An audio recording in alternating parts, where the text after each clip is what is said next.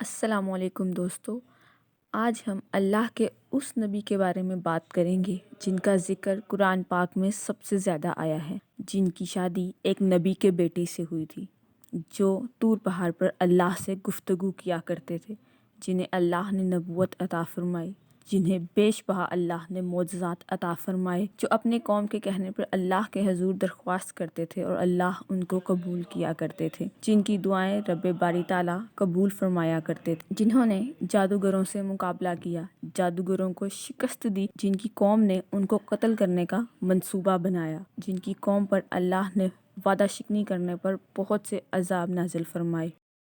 جنہوں نے اللہ سے اللہ کا دیدار کرنے کی خواہش ظاہر کی، جنہوں نے بچڑے کو نذر آتش کیا، جن کی قوم پر گائے کو ذبح کرنے کا واقعہ پیش آیا۔ ہم ان نبی کی بات کریں گے جن کا اللہ کے ہاں بیش بہا مرتبہ اور مقام ہے، جن کے لیے اللہ نے سمندر کو دو کر دیا اور وہ وہاں سے بآسانی سے نکل گئے، جن کی حضرت خضر سے ملاقات ہوئی۔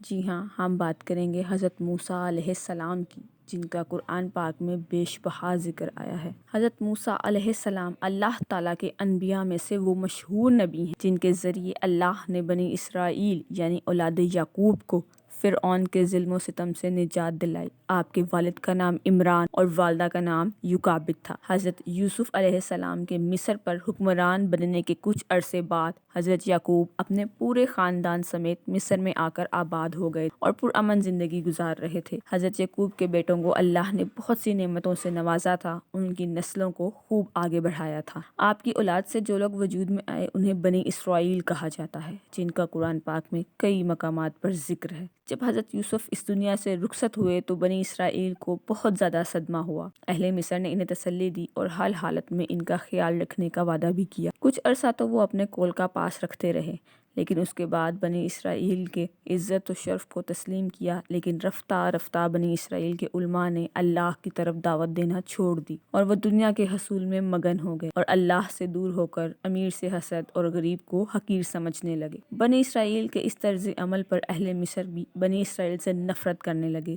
یہاں تک کہ بعض اہل مصر نے یہ ذہن بنا لیا کہ مصر میں بادشاہت کا حق صرف ہم اہل مصر کو ہے، بنی اسرائیل تو کنعان سے آ کر یہاں آباد ہوئے ہیں، انہیں بادشاہت کا کوئی حق نہیں ہے۔ جب بنی اسرائیل نے اللہ کی نافرمانیاں شروع کی تو اہل مصر کے دل سے ان کا مقام و مرتبہ ختم ہو گیا اور وہ ان سے نفرت کرنے لگے۔ انہوں نے بنی اسرائیل کی حمایت ختم کر کے اپنی قوم کے ولید بن ریان نامی آدمی جو کہ فرعون کے لقب سے مشہور ہوا، اس کی حمایت شروع کی، جو بہت جلد مصر کا بادشاہ بن گیا۔ وہ بے انتہا ظالم، متکبر اور جابر تھا، اپنی قبطی قوم کو بادشاہوں کی قسم اور بنی اسرائیل کو غلام قوم سمجھتا تھا۔ وہ اپنی قوم اور بادشاہت کے غرور میں اتنا آگے نکل گیا کہ اس نے اپنے رب اور معبود ہونے کا دعویٰ کر دیا اور بنی اسرائیل کو اپنا غلام بنا لیا۔ اس بارے میں اللہ تعالیٰ قرآن پاک میں ارشاد فرماتے ہیں، سورہ القصص آیت نمبر 4، بے شک فرعون نے زمین میں سرکشی اختیار کر رکھی تھی اور اس نے وہاں کے لوگوں کے کئی گروہ بنا رکھے تھے اور ان میں سے ایک گروہ بنی اسرائیل کو بہت کمزور کر رکھا تھا۔ آیت نمبر 24 سورہ نازعات میں اللہ پاک فرماتے ہیں، اور فرعون نے کہا، میں تمہارا سب سے بڑا رب ہوں۔ حضرت موسیٰ کی ولادت سے پہلے